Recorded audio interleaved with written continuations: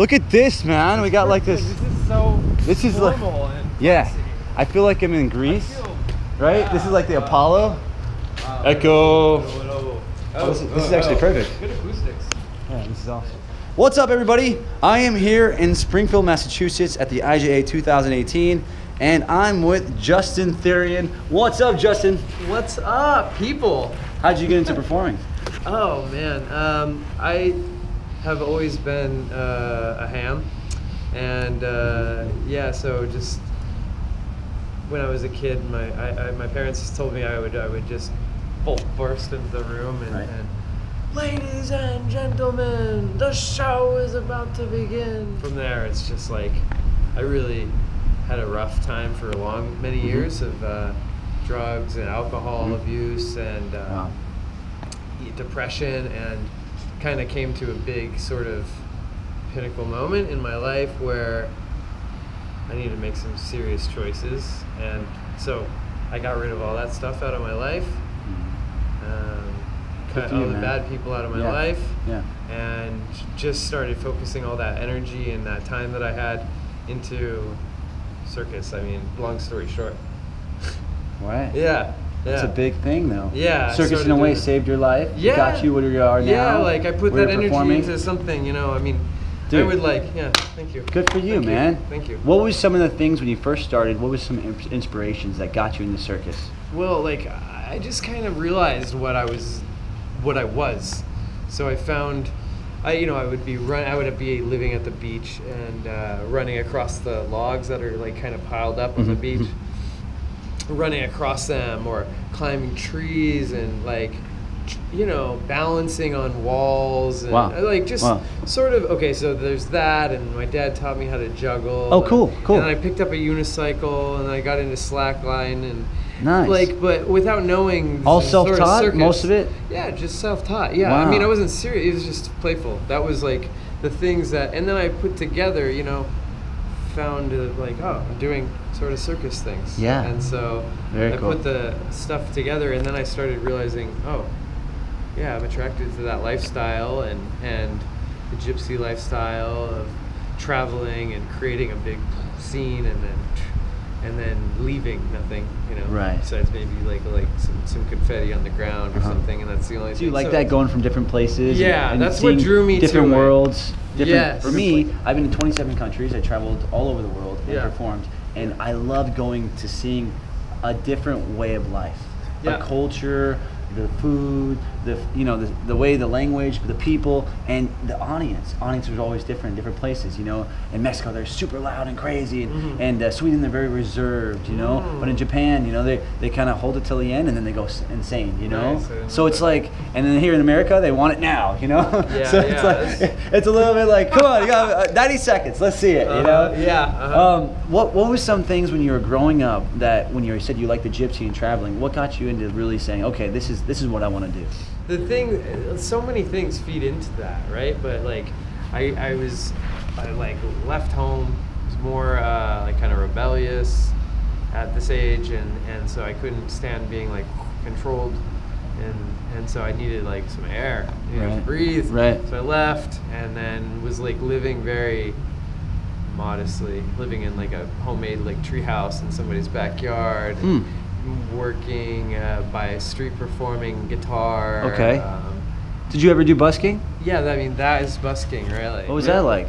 Well, that was the first stage of busking, and I was really no good at it at all. So I didn't make much. You had to get good fast, right? Yeah. I mean, at that age, I didn't support myself with street performing back then. Yeah, just so that that lifestyle of being sort of on the fringe of like the American culture and like living alternative lifestyle, and then finding actually circus is a legitimate way of having a respectable way of doing that, and like saying to the world that you don't need to work a 9 to 5, you don't need to buy into that stuff to be a respected person in the world, like contributing something. Right. So that was what I was looking for, was like, how can I contribute to this world, but in a positive way, and not have to be doing it the same way, because not everybody fits into that mold. And what I see is you contribute with your art. Yeah. Last night we were at the Renegade show here in Springfield, Massachusetts. You performed. Yeah. It was so much fun to watch. Oh, thank the you. way you connected with the audience. I mean, you did Blockhead, and it's basically, if you want to describe it, do you want to describe Sure, Blockhead? Yeah, well, I put a fork in my nose. All the way back. Like, Yeah. It's like the prongs are in my hand, Yeah. and they're back here, and then it's just like all the way in. Really? Yeah, so all the way into my nose back here. Okay, hold on. Mhm. I got something for you. Oh, you got a fork or something? No, You got- but it's pretty close. Let's see. A pen. Oh yeah. You think you can do it? Let's see here.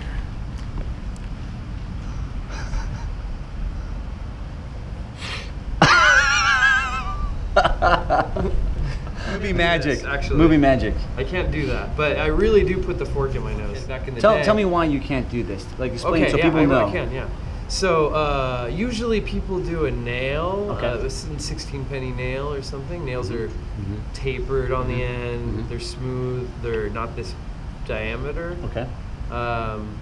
And like, why does it need to be that so certain like shape? you know, you think of a skull, you know, like and you know, people the holes here, and then the nose is like, it's not here, you know, this is just cartilage, but the inside is like kind of these slits. Right. Yeah, so you need something to fit in between those slits, and like this is too wide. So Okay. and a fork is good because it's super visual, you know, it's like thin going one way. Like if you consolidated all that metal, it would be like pretty small. Yeah. But it's like long, and you know, it's wide and so flat.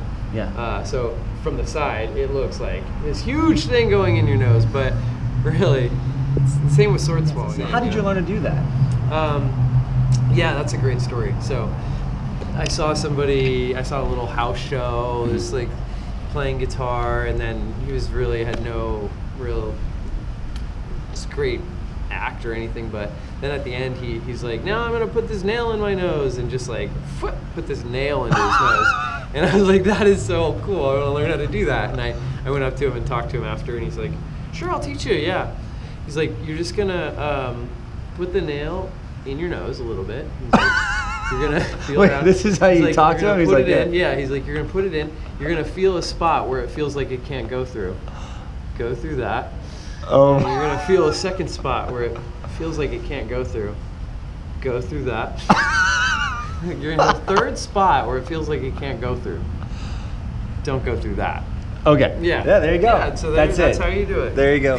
Those people at home, if you want to go through that spot, don't go through the Nope. third Yeah, spot. the third That's spot, it. no. Yeah. So what about you do a little sword swallowing? Because it Sword seems swallowing, yeah. that you did in this show, you had this great art where you come out with the flowers and you pretty much swallow the flowers. Yeah.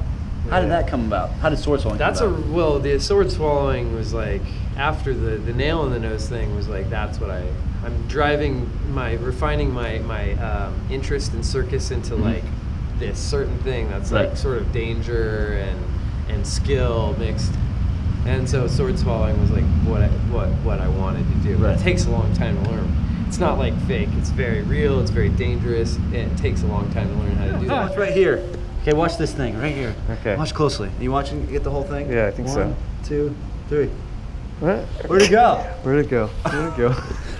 Back to sword swallowing. Oh, How did you learn? actually learn this? Like, did you have like a gag reflex in the beginning, Yeah, and then yeah. eventually Mhm. force yourself? Yeah, so I started with somebody. You have to learn from somebody. I did like all of the research I could on how to do it. Okay. Anything I could read and get my hands on, I was reading it.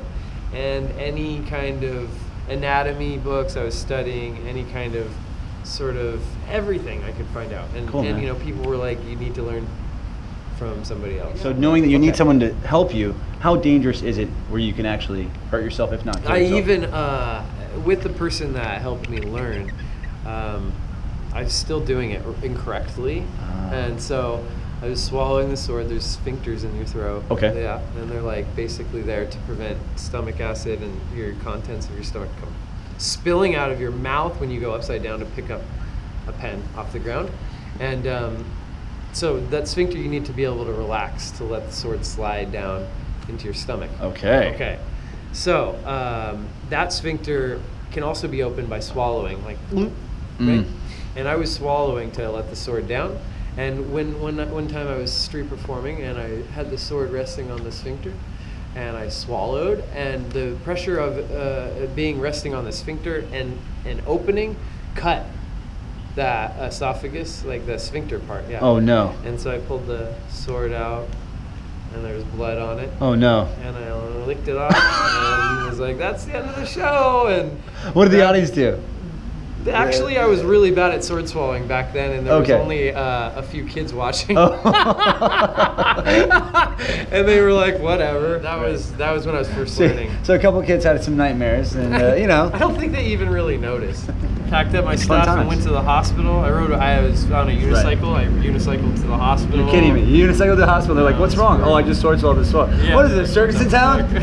Yeah, they were, "What the heck?" And they didn't know what to do with me, so they sent me to another hospital. Oh, really? Yeah, because they'd never seen anything Did like you that. get, fixed in a way? Yeah. It was, they needed to figure out if I fixed threw that it. your stuff. Yeah. If they didn't fix my head though, but because I'm still doing it. What are some favorite props you like to perform with? Oh man, well this suitcase is my favorite thing. It's like the most impactful thing that I do for people is suitcase isolation. I did it in the show. I don't know if you caught that part, but Yep. yeah. I understand. I know suitcase isolation. But yeah, I do it like sort of more, I don't know, I put more effort into learning it, and like I think it's like really magical. People think that there's strings attached, or like there's a helium switch or something, and so that's one of my favorite props. Because it's also my luggage, so I actually use it as luggage and take my stuff around to places in it. Do you ever mess with people, go to the airport and be like, "Hey, there's something in here"? Yeah, of course. "Hey, what's up?" Yeah. Let's go into this. Yeah. Any places that you travel to that you like the best, or places that you enjoyed performing at? Yes, I love traveling, and so. Because I remember you said like to be a gypsy and you like traveling. So tell me about that. Tell me about that. Actually enjoy being in small towns. Okay. Why? Because there's much more like of a cultural thing going on there, and I like walking around where nobody knows me, and in a small town where everybody knows each other, and being this new person. Walk down the street and all this, old women like get out of their windows and like, "Who's that guy?"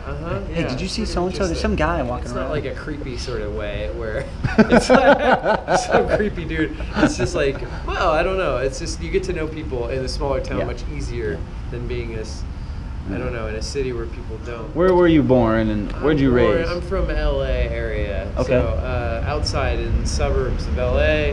My parents were pretty middle class. Not rich, not poor, but so I was very lucky growing up, and had really no problems. My parents are really great. Cool. Doing their best, and what do they think about you performing? they're supportive of it. Awesome. Yeah, Awesome. It's really That's cool. nice. Yeah, That's because great. some You're doing what you people love. don't. Yeah, doing what I love, and so they don't support me financially, but which I'm not asking for, but they're supportive. Like, we want to see you happy, So whatever cool, you man. want to do, do what you need to do, and that's been really great to have them backing me. Oh, awesome. Yeah. So tell me this. Yeah. Is there any crazy, wild story that you had on stage? I know you said you just pulled out a sword and you had blood on it with kids, but tell me anything else that you've had where, plenty of. you had costume or so forth. Oh, yeah. Go for it. Well, I mean, other accidents or? Yeah, or any wild things that happen while you're performing on stage. Oh, God. First thing that comes to mind is just an accident. A couple of accidents, I guess. One is Okay. I was doing a bed of nails act where I had a bed of nails, laying on the bed of nails. Somebody breaks the cinder block. Okay. There's a cinder block on top of my chest. Yeah. And somebody breaks the cinder block with a sledgehammer. This is like old sideshow stuff too. Holy moly. Yeah, and like. First off, does that hurt laying on the nails? I mean, is it gonna? Yeah. Is it painful? It's not comfortable. Do you like pain? No, it's for entertainment. All right, cool. It's for the kids. Yes. It's for the kids. For the kids, kids love it. So, but it's not that bad. You can kind of get through. I mean, if I was laying on one nail, it'd be much worse, right? Okay. Right. So Science. Then the some cinder sick block science. I love it. It's awesome. was smashed on my chest, which was great. But the thing rolled and then like boom, it hit me right in the face. Cut my lip, and I bit my lip and it was bleeding. And During the show. during the show. Wow. Just go on. Just keep going. Well, yeah, pretty much that's the end of the act. There's not much else you can do after that. How'd the audience react? They were just like, what the wow. Hell? Yeah, I mean, they're already primed for anything to happen, so. Yeah. It seems like you get this really kind of edgy audience with the stuff you're doing. Yeah. And how do you like this reaction? Because when you went with the fork and you found out like, oh wow, this lady's really going for it. You know, she's really excited about this. So I feel like you go even more deeper. Like, how far can I take this? Yeah. And it seems like what you do gets those kind of people. You know, like we were at this really cool barbecue bar, and there was an awesome stage, and the people were having drinks, having a good time, and it just seemed like when you got on the stage, it just lit up. And then when you started doing with the blockhead with the fork, you know, it was funny. You're like serving it, you know. It was like the audience was like freaking out, but you're like, oh, I can even go more. I can even yeah. So tell me about that. Like, how do you like the audience and that feeling? I love that the feeling. connection. I want to play with that mostly. I don't want to be this like I'm gonna scare people, but I want to be my character is like more of a boy with a frog that like is like, wow, this is really interesting, and I want to share it and bring it to school, and everybody is like, you know, like flipping out, like, but the boy is like, this is this cool thing. Yeah. So that's kind of my attitude. That's awesome. Like, yeah, like I know that. Hey, I got some cool stuff, guys. I want to show you. I want to show you, but everybody's like, oh my god, and everybody loves that. You know, they love to be grossed out, and it's exciting, and you need to wake up. You know, I mean, so it's a good thing to wake up with. I've performed for years and years, and I've found like the sweet zone and where to push it, and with that, you know, I've been on all kinds of stages, operas, and you know, fringe festivals, and skeezy bars, and whatever, you know. And so you feel like different places have different audiences, and have different feels, right? Further, and this sort of crowd was like. So the more intimate the crowd, the better, right? The more intimate, and well, depending where you are, it could be a classy, intimate, and you can't push that hard there. You know, you have to feel it. But this sort of people were ready for the wildest, craziest things to happen, right? And you like that, right? You feel like that's the part where you're like, I this is gonna be fun. This is gonna be fun. Yeah, I love that. Yeah, people are having a good time, of course, right? Very cool. You know? Absolutely. Yeah. One last thing. What has performing given back to you? That's a good question. Performing, you know, it's my way to connect with the world.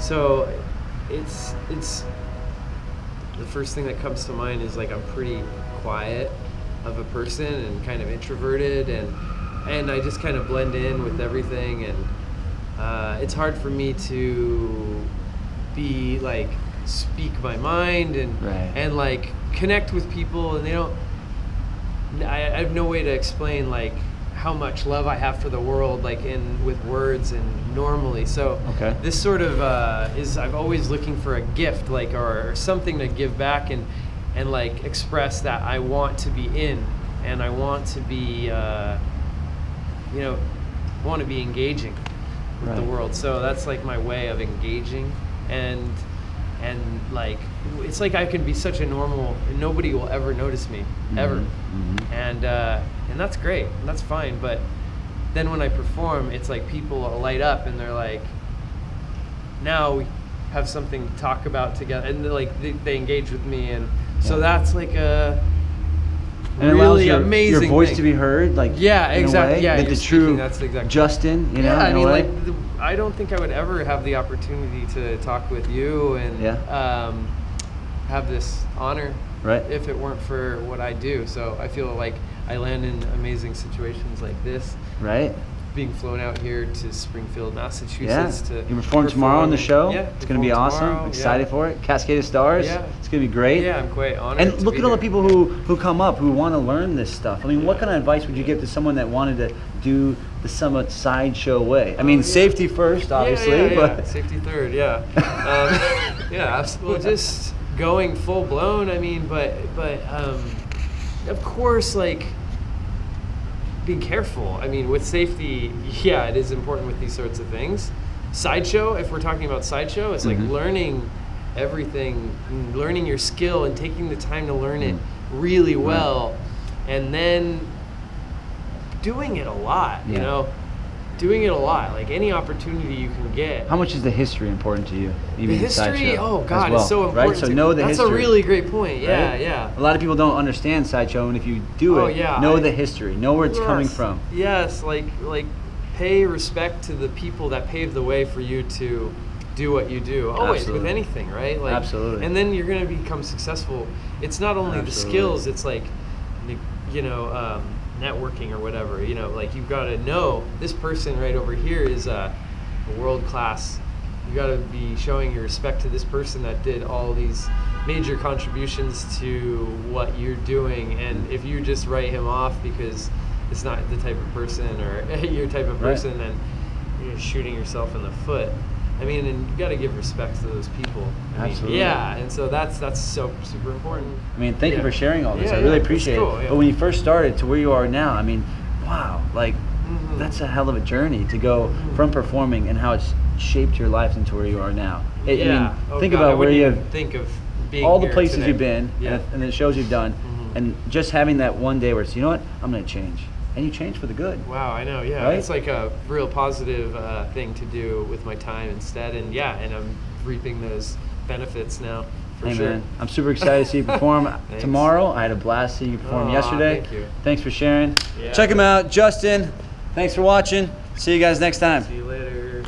Woo! Awesome, man. That was it. That's pretty cool, great, right? man. You have fun? That's cool, yeah. Yeah, cool. you're a good interviewer. Thanks, man. I'm gonna turn it off. Okay, yeah. You were performing for Native Americans. Yeah. I actually lived in New Mexico, so I knew a lot about Apache and Navajo Native Americans. I had a lot of friends. I went to actual powwows, and so I've seen tribes, and like the way they lived on the reservations. And you're saying you did some vaudeville shows at the tribes themselves.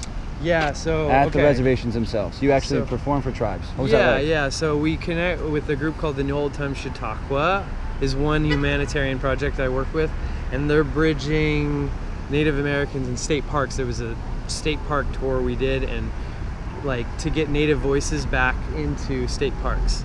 Wow. And then we would go and do workshops with them and do shows with them, and that is so cool, man. Yeah, Talk about giving back. Well, still to this day, they're going through really hard times, and the laws are very racist based around that, and it's just awful. I mean, really. And so, just like there needs to be a serious conversation about that exact thing and how the land was stolen from them. Absolutely. And I mean, that's the truth. Part of my language, but that's cool. And it gets me really riled up. No, that's good. That's good. So that's awesome. like people that's need cool. to You're look performing that up. for them. You're helping. Being there. It's something giving them power and saying, hey, I know, and I'm trying to do something. Cool, man.